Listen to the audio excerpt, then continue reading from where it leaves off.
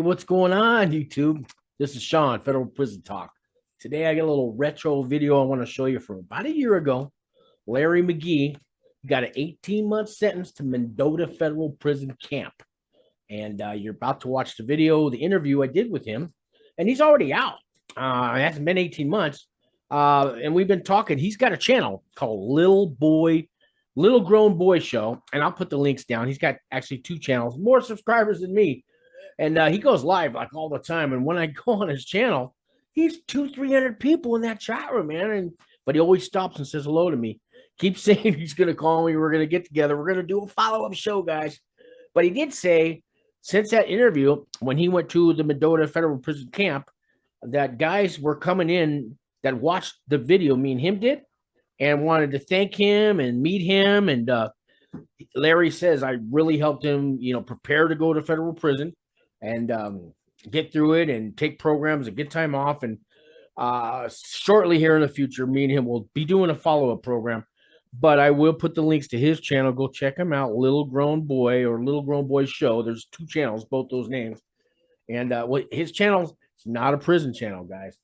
So Larry, well, his channel is all about R. Kelly being a chomo, pretty much that. And Larry's kind of, anyways. So yeah, I don't like chomos. Larry don't like chomos. And R. Kelly's a chomo, whether you want to hear it or not. But that's what his channel is all about, and a whole bunch of other stuff. But anyways, watch the video me and Larry did. And he'll tell you all about his pre-sentence and pre-trial and everything, preparing to go, and how he got the 18-month sentence. Thank you guys for watching. Check it out, okay? Here. Okay. All right. Hey, this is Sean. I started calling myself Club Fed Sean because there's RDAP Dan. I need a name, but anyways, I got a special guest today, guys. This is Larry. He's out of Las Vegas. Just called me. He's been watching my channel. He got sentenced to 18 months. He's going to Mendota Camp. It's near Fresno. It's in the middle of California, where it's like 115 degrees in the summer, Larry. And anyways, Larry's gonna come on here. He's gonna tell you a story, what he went through, what he's looking to go through, and hopefully, Larry, you can help out the guy behind you that watches these videos, and you know what I mean. We'll try to carry this, play this thing forward. So go ahead, Larry. How y'all doing? My name's Larry, of course. And I was sentenced to 18 months. But let's go. Like, I got indicted. I didn't know that I was indicted. Everything like through this process has been like a magical mystery. So another guy that's in my case, he got pulled over for a regular traffic ticket. So he called me. He's like, "Hey, I've been in jail all weekend," and he in another state. Like, he's in another state. He called me. He like, "Hey, we're indicted." I'm like, "What do you mean we indicted?" "Me, you, and our other friend, you indicted." So then that's when the panic come in. It's like, you're looking out the window. You don't know what's going on. So then it's funny, indictment, man. Explain indictment to people, because when I first heard the word about indicted, yeah, they had a trial and you weren't there. It's the grand jury, and basically, what happened is they investigate you. They take the evidence to a grand jury, and the grand jury confirms that you should be charged with XYZ. And right? you don't get invited to see this grand jury, do you? We don't know who they are. Jury of your peers. What? You don't know anything. No one has contacted you. You have not been questioned anything, but now you are indicted. Yeah. So after you're indicted, you go through the whole process of trying to figure out, and this is for someone that, doesn't have access to a channel like this. So you sitting at home, naturally, the first thing you're going to do is like, okay, I'm about to lawyer up. But then you're going to find out that getting a federal lawyer costs $25,000. Oh, yeah, they're not cheap. And I don't know about you, Sean, but I advise against that, because if they indict you, you're going to jail. I do too. The ones that they appoint you work just as hard in the feds, not in the states, but in the feds. In the feds. So when my experience is, when they indict you, you're going to jail. I can't tell you how long you're going, but if they indict you, you're going to jail. So my philosophy is if I'm not going to trial and I'm already going to jail, why am I going to spend $25,000 that can be for my wife and kids when the result is going to be the end of you taking a plea? So going through this process, and everything matters you do from the point of turning yourself in. Like, did you take a plea fast enough or not? Yeah. That is going to be discussed at sentencing. Like, did he give you any, like, immediately? So what kind of worked out for me was that when I turned myself in, they appointed me a lawyer, and the lawyer talked to me, and he was like, I hadn't said anything. Like, what do you think? Like, you know more than I do. He just read what was on the surface. And I was like, well, basically, this was white collar case. It wouldn't be that difficult if they look to see that I did X, Y, Z. So I don't know. Like he said, well, do you want to, like I can't really go into that part, but do you want to basically do you want a meeting? You know what I mean? Let me just say, Right. I'm gonna say meeting. So I don't know. Like my advice is to plea as fast as you can. You're not gonna get out of it. Yeah, you're not gonna win. And if you do win, they're coming back next year with more charges. They don't quit. They don't quit. No, they don't. So my advice would be to take the plea, and that's when I'm not gonna say that's when the games begin, but the process begins at that point. Yeah, they call it a downward departure, right? You probably heard that term. Right. Yeah. No, I don't think that I'm talking about after you take a plea. Let's just say, okay, I did this shit. Tell them, excuse my language. I want to. No, it's okay, man. You can swear on this channel. Okay, I want to take a plea. Nothing is going to move fast, even when you say that. Like, okay, you want to take a plea. That's still, so that's months away. Yeah, right. They drag it on, don't they? They drag it on, man. Drag it on, and in the process, you got to deal with pretrial. That means you got to be calling a telephone number 2 times a month. You're gonna have to report, and you might be on drug testing. So, your life is going to be actively disrupted, and you still don't have answers. You don't know what's going on, and then these magical court dates, and then after you preliminary hearing and and a bond hearing, and you have 2 judges, right? You got the bond magistrate, or they're called magistrates, but you got your bond judge, and then you got your sentencing judge, and you're going to see each one at different times. The bond judge is the one that keeps track on your pretrial, how you been, have you violated, did you come up dirty, shall I keep you out, and then you got the sentencing judge, which you probably don't see the sentencing judge that much, but those court, does that sound kind of what happened to you? That's exactly what happened. And then on top of that,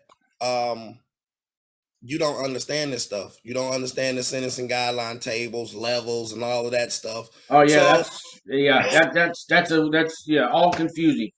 Guidelines, category 1, 2, 3, 4, criminal history, offense level this, custody level that. Might go into a camp, penitentiary, probation. All your friends and family say, man, they're not going to do none. It's been 2 years. You're on pretrial. You're going to get probation. They don't let you walk around. If they're going to send you to prison, you wouldn't be out like this, right? How many times have you heard that? Man, listen, man. You have no uncertainty. You can look at that.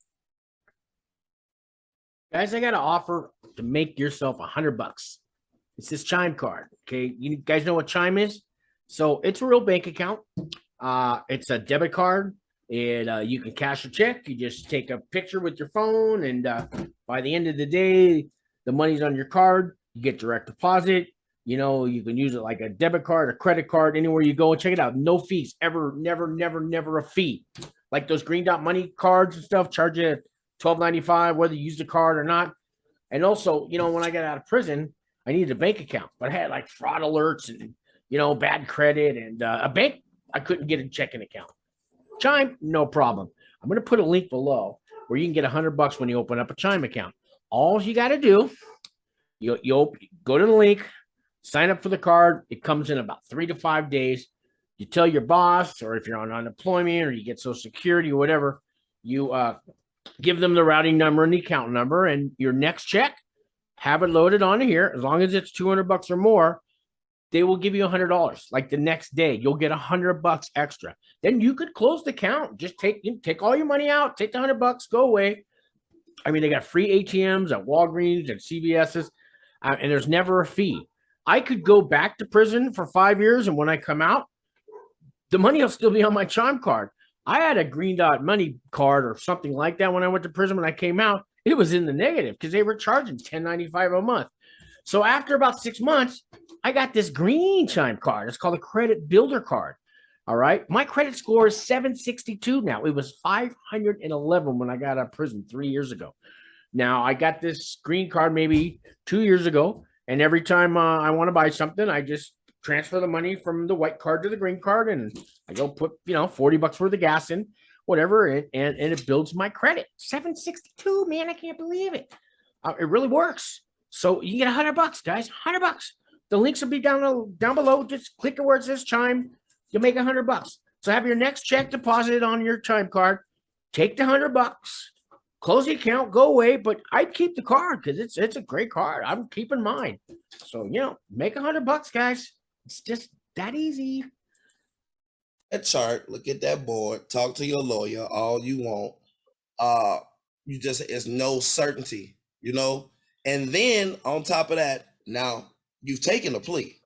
Yeah. So you're gonna get sentenced. And then in your plea, your lawyer is gonna talk to you about your sentencing level, but then they're gonna talk to you about pre-sentence report, right? Yeah, PSR or PSI. It's called both, but PSR, PSI, and it's gonna be somebody that contacts you, and basically they're gonna want to know your whole life story. Yeah, everything. When you were a kid, what schools you went to, who you hung out with in elementary school. I mean, who you dated, your wife, if you cheated on her, stuff like that. All your personal stuff, man.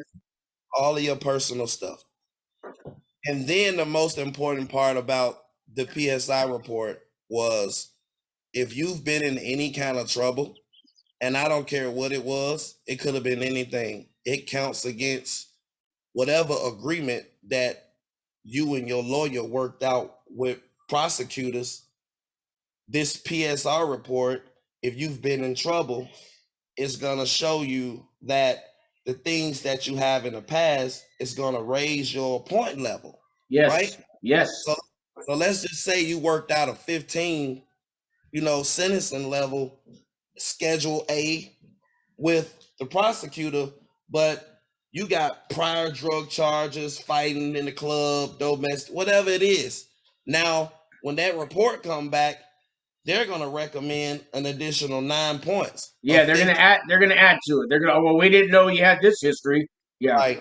Right. So you looking at, you could possibly be looking at 18 months, but when that pre-sentence report come back, regardless of any deal that you made with the prosecutor, this report comes back and say, you know what, let's turn that 15 into a 24, and this is years off your life, so things get pretty intense because they don't want to come off the pre-sentence report, and then to me, you still playing magical games because you don't know when sentencing is. You don't know if your lawyer going to be able to work out anything with this pre-sentence report. You didn't know that the pre-sentence report could add points to your situation. Right, so right. You thought you were taking a done deal like you do in the States. In a state court, they wheel and deal and right. You got 16 months. That's what you're going to do. The judge agrees. Everybody agrees. Not like that in the feds. Yes. Okay. So now you're like this. It's no certainty. Your wife, your job, your personal things, how long you're going to be gone. You're a human, so you're going to be optimistic, like, yeah, and then you know what I used to do? I used to go and put U.S. Department of Justice and just pick states in different areas. And I try to find somebody like, hey, let me go and find somebody that has a case like mine, So you and can get an idea of what you're looking at, right? Yeah. so you can get an idea. And then I used to reference that with my lawyer, like, he got this, why can't I get this? Right. Don't tell me what this guy got, you know. Then after that, you pretty much your lawyer tell you, say, hey, I worked it out on your PSI, but now you've learned how to fluently work PACER. So he said he worked it out, but you don't see it in the PACER. I'm like, oh, you ain't work out nothing. I don't see nothing change, Yeah. But now after that, they set a sentencing date. So now you getting to the point where it's sentencing memos. So now the prosecutor has to send over what he thinks to the judge, and then your lawyer is going to send over what he thinks to the judge. And you don't know what's going to happen. You don't know. Don't know. Your PSI report is out there. They're going to give you a report of what the prosecutor said, and they're going to give you a report of what the lawyer said, but you don't know. And this is the most important part for me, is that I learned. You would think that a judge would not read these things, because of your letters. When I say sentencing memo, these are all of the letters and things that you've gotten from family and friends and lawyers and prestigious people in your life, your community service, all of the things that you tried to do to show the judge before he sentenced you, because you had X amount of time out to do different things. Yeah, and the judge wants to see, is this guy going to change? What's he done on pretrial? Because if this guy's not going to change and hasn't learned his lesson, I'm going to give him the max. But if the guy shows me he's worth saving, I'm giving him time. But you show me that there's some change in you, I won't give you that much time, right? The judge makes that call. The judge read every letter. He was very proficient in my life, like that PSR report. Yeah, that's right. You were going to tell me about how he gave you the points for each letter. So get into that. He read the letters, and I think I had 2 doctors and a lawyer. Those were the main letters that he referred to. He was more interested in the things that I said in my personal letter about what I was going to do in the future, what was the steps I was going to take to give these people their money back, and every single thing mattered. You see what I'm saying? Like the letters mattered. The letters mattered. Because when you at home, you like, man, that judge probably gonna throw this. He's not gonna read this stuff. No, he's gonna read it. He's gonna know about you. He's gonna know about your report. He's gonna read your personal letter. And after you go through the process, I think it was a 1 through 5 step process that he went through at sentencing. So he's gonna talk about the case. He's gonna let the lawyer speak. He's gonna let the prosecutor speak. I think that's step 1. Step 2, he's gonna talk about your letters and and then step 3, he's gonna let you speak. You know what I mean? Yes. And then step 4 and 5, he's gonna go back to the PSI report about your criminal past. So any major points will be adjusted right there. Because the prosecutor asks for something, the lawyer asks for something, and the PSI report asks for something. So that agreement that you made with that prosecutor is gonna get dealt with at this point right here, right? Right. So he's gonna make that, and the last thing is that he's gonna let you speak at your sentencing. And let's talk about that. Do you remember? I always tell people, speak from the heart, look them in the eye, don't look down on the ground. And this is your chance to show the judge there's a real person right here, Your Honor. How did you do? How did you talk to your judge? I don't care who you are at this very moment, you're going to be frightened. You can write everything that you want, but you're not going to read it. You're going to speak from the mind anyway, because after he goes to this step 1.4, I don't care who you are going to have fear. Yes. You are going to have fear. I don't care how tough you are. After they go through those 1 through 4, you're going to have fear. So you don't have a choice but to speak from the heart, because you're going to be like, you know what? All of a sudden, this just got really real. Yeah. Because, throughout the process, they wasn't talking about 18 months. They was talking about 35. They was talking about some other months. And I'm yeah. Oh, yeah. I had to do this to Zoom. So I'm looking at my lawyer on the screen. I'm like, you ain't going to say nothing? And I'm texting the whole time. I'm like this. I'm texting him like, hey, say something, do something, anything. But he just was like, just be patient. This is the process. But when he sentenced me, I'm grateful. I really am. I realized I did something I shouldn't have did. I wasn't thinking about the consequences when I did it.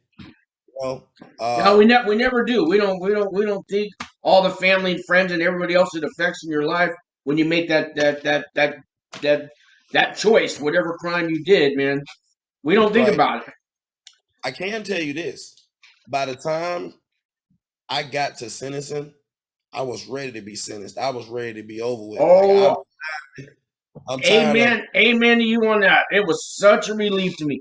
He could have gave me 10 years and I would have said thank you. I mean, it's over. Now I can, And, but then it's still not over. It's still magical things. Like, what I mean? Like, yeah.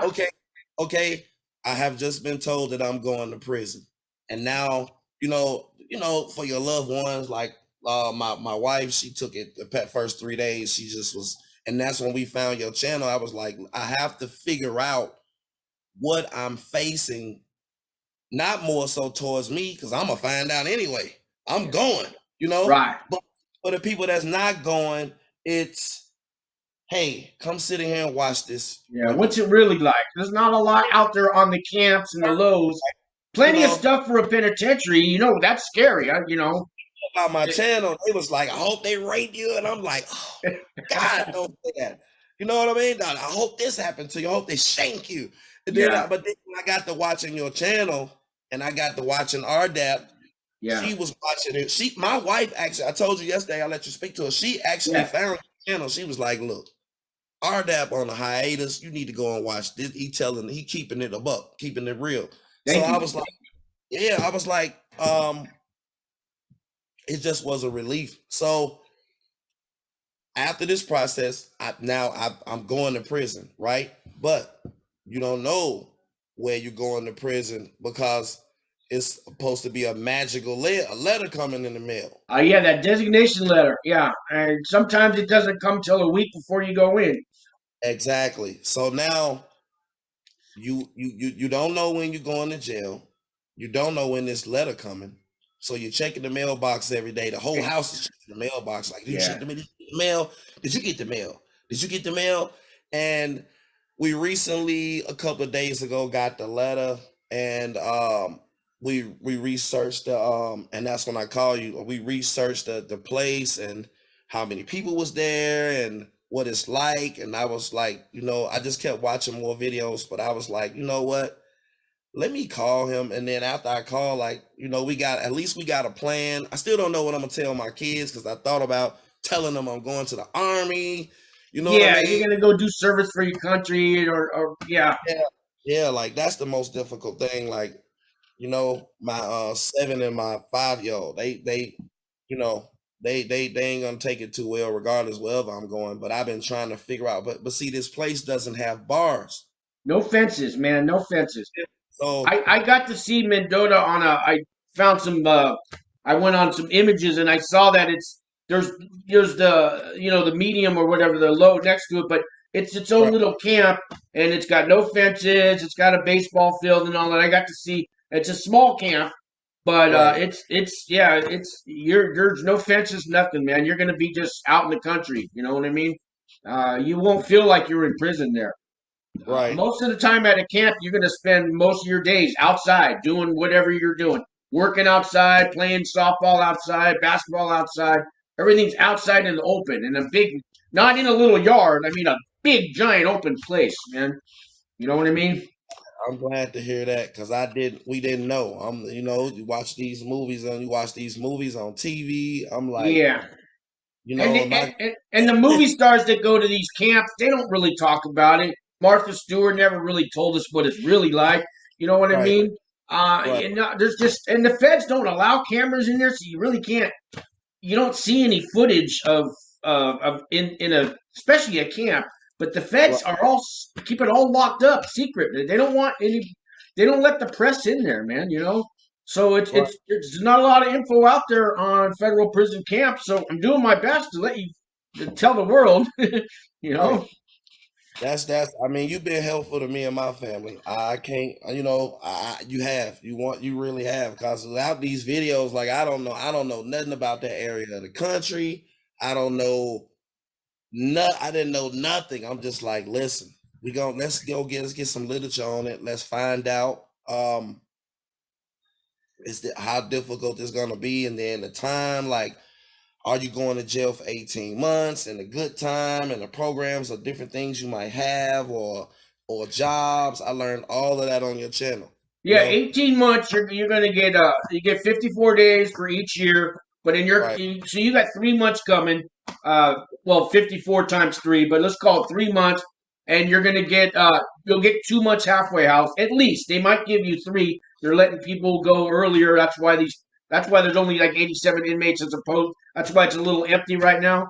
So you're right, gonna get 2 or 3 months halfway house time, but you're not gonna be there a year.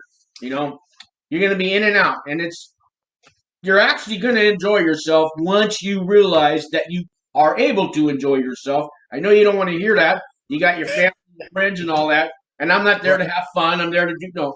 You will you will make friends. You can refuse to make friends all day, but you're going to make friends.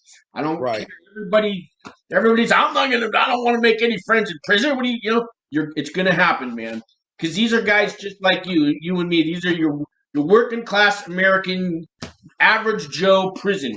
You know what I mean? right, right. I'm glad to hear that.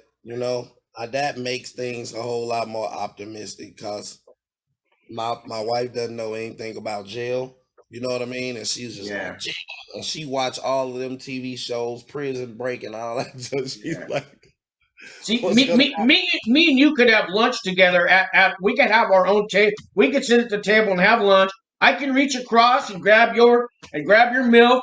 You know what I mean? If you let me. But and right, nobody's gonna. There's the Aryan Brotherhood's not gonna be there to beat me up for it. The Crips ain't gonna grab you and go. No, we are allowed to do that at a camp. We don't have those rules or there's no politics like that. I right, mean, there are for the TV rooms, but there's a black TV room. But you say, hey, Sean, there's a game on tonight, man. I'm gonna save you a chair. Everybody in the right, TV room said it's cool. I'll be in your TV room that night, and nobody's right. gonna trip. But I got to be invited as a guest. But it's allowed. So My wife had a, my wife had a question she wanted me to ask you before she yeah. just went through. How do I wash my clothes and detergent? Because we was looking on that commissary list, and I see like how does that work? Like that was her question. Believe out of everything, she's like, Okay, so you're gonna have laundry machines, like 4 or 5. My building had 200 inmates, and we had 6 washers and 6 dryers. You buy Tide, and you buy softener, and you buy that on your commissary. They sell Tide, but it's powder. I don't know if they right, had the liquid. I think they also sold some kind of liquid lit stuff, but you're just going to use the machine like you normally would at home. right, And or there's a laundry facility, and you take your clothes in a like mesh bag, and you give them the bag, and they throw it in a big giant machine with 10 other bags. It spins around, and they'll wash your clothes there. Or if you got the money, you pay like $5 a week to the guy at the laundry, and he'll take your clothes out in a special machine that they have at their facility. He'll wash it, he'll fold it, he'll iron it, he'll bring it back to you. Then there's guys that actually will come to your cubicle, take your laundry twice a week, go wash it in the machine that's in the building, and they'll fold it and iron it for you, and they'll charge like $5 a week. So depending, if you got money or you don't money. like how do you pay them? Like you got cash or Tunas, man. Tunas, man. Here, I'm going to show you. I always keep a bag of tuna. You see this bag of tuna? Remember yeah, this. This costs $1.45. It ain't when you go to jail. Okay, this is the money in jail. Soups. These are only worth a quarter in a prison camp, and these are just snacks. They feed these to the birds, man. Okay, because I heard you yesterday. You was like, "Hey, you pay him this." I'm like, "Man, listen, you know." And I got some very valuable information because I was like, you know, you're gonna go in there and worry about buying clothes, but I'm looking at this list. It's gonna be more than $360. So the way you can also put money on their books, you could have your wife put money on the laundry guy's books, you know, and he'd do it that way. Or you can trade them meat. So they have carnitas is big. That's like $4 for a bag of carnitas. They have mussels in a bag. They have clams in a bag. They have oysters in a bag. They have mackerel in a bag, tuna in a bag, all kinds of meats on a bag. And that's what everybody trades for. You know what I mean? That's your money. Right. I didn't know that. So when you was talking about $5, I'm like, man. Hey. Yeah. So when you get there, you're gonna want to buy it. So they got a limit, like you can only buy 48 packs of meat, assorted ones. So limit you're only gonna be able to buy maybe $200 worth of meat every week, every month. So you know, and that's your spending money or your snack money. You know, you use it for snacks. The tuna eventually does get eaten. Right. So I was looking at that commissary sheet, and you know they got limits on things like you can only buy 4 a week, some stuff like that. Right. Like they sell Pepsi or Coca-Cola. You can only get 2 12-packs at a time. So there's certain limits on things. Yeah. Wow, man, this is not jail that I was thinking about. We got there's ice machines, and you get Coke in a can, and you know, and then if you got some extra money, you can pour a little rum in your Coke, but at the camp. So I can work out. I can stay up all night, basically watch TV. I can go to the gym. I can have a job. I can have Cokes. I can eat tuna. I can wear gym shoes. Yeah, and man, you know, there's lots of sports. There's you know, I don't know if you're into softball, but that's really big in the camps. It's almost like huh? They have basketball. Oh yeah, indoor and outdoor. Your camp had a gym. I saw a building that looks like a gym, but they also have outdoor basketball. But they have basketball tournaments. They have teams you join. You know. Wow. Yeah, I played softball a couple of games. We had an over 50 team. Right. Anybody over 50? See, I didn't know. If I wouldn't have came across your channel, I wouldn't have known none of this, none of it. And I think that you're doing a great service. I'm gonna advocate for your channel, and like I said, certain things I'm gonna do. Any questions do you have for me? Any questions, or because I got a million for you? I don't think we have long enough in this damn show for all the questions like that. And they come to me periodically, like, yeah. Do they have all the channels on the TV? How does that work? Great question. Yeah, you get cable.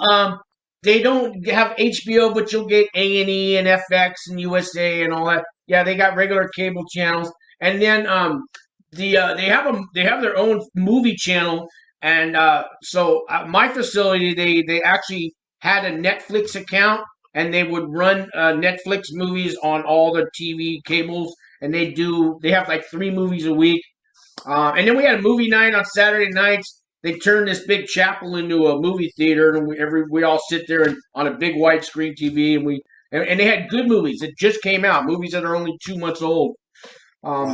Yeah. So questions for you. So do you have you figured out?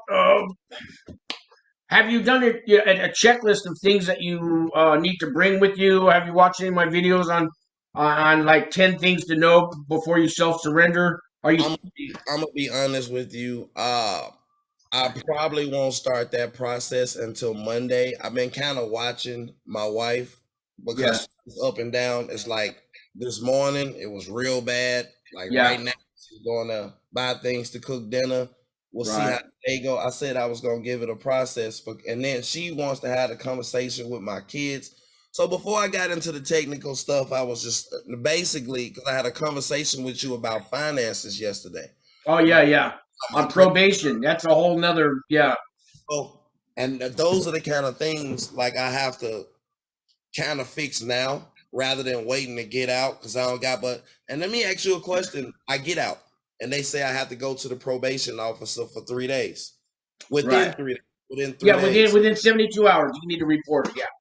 I need to report. So how does this work? Is it the same like pre-trial? Every time I want to go out of town, I gotta go through the court and ask the judge if I can travel? How does that No, work? that's going to be your probation officer handles all that for you. At first, he's not going to. He's going to want you to stick around until he gets to know you.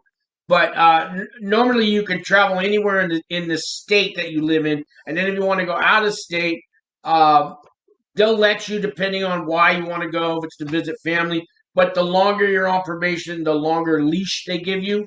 So after about 6 months on probation is a norm. They're going to let you go. You want to go to New York for the weekend. They don't have a problem with it as long as you're doing good. And you never have to go to court. The only reason you would go to court on probation is if you come up with a dirty drug test or you violate, or like I told you, you go get a credit card and you didn't ask for permission, and they find out, hey, what's this? You got 2 credit cards you didn't even ask us about. Yo, Right. yo, it's $5 million. Like Larry, I was telling you yesterday. So back in my drug days, so I go get an 8 ball off G Money, right? But I get paid, and I'm an addict, and I ain't gonna go pay G Money. So I'm gonna go to T Boy, and I'm gonna go buy a 16th on him for $50. But I owe G Money $200. G Money knows T Boy. I didn't know this. They find out. He called me up, motherfucker. You owe me $200. You outspending 50. That's my, you know what I mean. It ain't. They ain't happy. That's correct. So G Money gonna violate me, Right. and you know. This is for your audience. If you watch this video, if you get indicted, you're going to go to jail. The faster you get through the process of taking your plea and having your family accept your situation, the faster it's looking like, the faster you can go ahead and get in there. Like I have been waiting to go to jail for 2 years. It has been annoying. Yeah. Your life is on hold. You cannot plan anything. If you want to travel, you got to go through this Right. big getting permission through the judge and explanation, and it's just been your life is on hold. Yeah, So you can't start nothing. You can't start a career. You can't start any plans, future. And your wife, I bet you put your wife through hell. How many times? How many times you wake up? How many times your wife get no night's sleep because of the stress of you on pretrial? man, and now now that we know things are starting to get a little better with the help of you in this channel, I'm able to like explain stuff to her more clearly. Like these are the visitation. You're gonna have to fill this paperwork out to come visit. This is how much money I'm gonna be able to spend. This is where I'm gonna be. These are the hours I'm gonna be able to call. The email thing. I gotta go back over all your stuff. Let's do another video. You know what I mean? Yeah, sure, yeah. I'm pretty sure I can think of at least, because if she was here, she probably would stand right here. It was like, ask him this, ask him this, ask him this. Yeah, I'm gonna work with you through all this, man. I'll prepare you for all this, man. So I want you to go in there. And when you get in there, you'll know everything to do. You're gonna.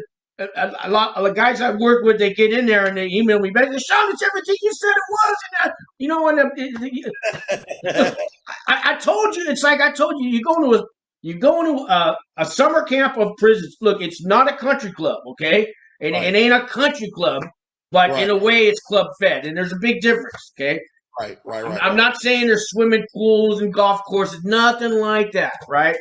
But they have everything I've said they have. You're going to be just fine there. You're going to be comfortable there. Believe it or not, you will be able to relax for the first time since pretrial started. You can actually relax. Right. You're going to be able to. You're going to sleep good. You will. Pool, they got pool. I see they had pool. They had pool tables. Hey, they got band rooms, and they got PA mixers, microphones, and you can plug your MP3 in there, man. You can do rap, hip hop, you can do rock bands, whatever. They got music rooms. They got all that stuff. You'll hook up with guys, and you when I go over this commissary thing with you, because I don't know the best microphones to get, and I don't know the best MP3 player. And how am I gonna put music on the MP3 player? So every TV room has these little computer terminals that you're going to email home with, but the terminals also have a music library. It costs about $2 a song, and they have about 10,000 songs on. They have everything you could think of, but it comes out of your the money that's on your account. It won't affect your commissary spending limit, but whatever money you have on your prison bank account, it's going to cost you $2 a song, and you plug your MP3 player into the terminal, and you pick the song, and it downloads it into the MP3. And then every 2 weeks, you have to plug your MP3 in there, and you have to put your password and your username in there and reapprove it. That's in case it gets stolen or lost. Nobody else can use it. So every 2 weeks, it has to be reactivated. If that makes any sense. That makes sense. That makes a lot of sense. And it also has to be charged. And all the TV rooms have little chargers, just like a cell phone charger. And you'll see. What are the batteries for? The batteries for radios. So you got radios, and you got MP3 players. Yeah, the radios. The MP3s have you charge them like a cell phone, but the radios have to have batteries. And the radios pick up the local radio stations. Yeah, they do AM and FM. The MP3 player has an FM radio, but it doesn't have AM. So I ain't getting that radio then. I just stick with the MP3 player. Yeah, and the FM frequency for the TV rooms. Some TV rooms you don't need a headphones to hear the TV. Some you do. It just depends if they turn it on or not. So there's some prisons, if you can't afford that $100 MP3 player, you're not going to be able to watch TV. But there's always used radios for sale. You can buy a used radio for like $10 off, like 4 tunas for a used radio. You got to supply them your own batteries. So what headphones? What's the best headphones in there? Oh man, they're all rip off, man. I mean, they'll sell you. It'll say Sony, but you get it, man. It's like it's 5 times the price of a normal set of headphones. Every prison's they change. They'll have 2 or 3 brands. Right. They're all pretty bad, man. If you can afford, usually the most expensive one is going to be the best. But yeah, okay. You can buy earbuds are like $10, $10.80. It's the same ones I buy at the 99-cent only store, the exact same brand, and they want $10 for them. So, wow. Oh well, I don't know. They're telling me when I go that if I don't get there by a certain time, that I might have to go into some sort of quarantine for 14 days because I'm opting out of taking that shot. Oh, here's the thing. Yeah, if you refuse to be vaccinated, you're going to be a quarantine inmate. You're not going to be allowed privileges to go to the gym or maybe even a chow hall. You're basically going to be you're going to have to stay in a quarantine range. You're going to have to make that choice. You're not going to have any of those privileges if you refuse that shot. Well, for how long? For 2 weeks? The whole time you're there. If you refuse the shot, the vaccination thing, yeah. Until they change their policy, you're going to be sent to your room. Yeah. I know a lot of people don't want to. They don't want to get that shot. I ain't getting that shot. So that's my biggest dilemma. Like, I'm not getting the shot. So, I have to see. Like, normally you got to test negative twice, and at 10 days apart, you got to have a negative test. But when they get their batch, every prison, like every month, they're going to give them, here's 50 batches of the shot for your new inmates. And if you refuse to get vaccinated, then you're going to be on quarantine status.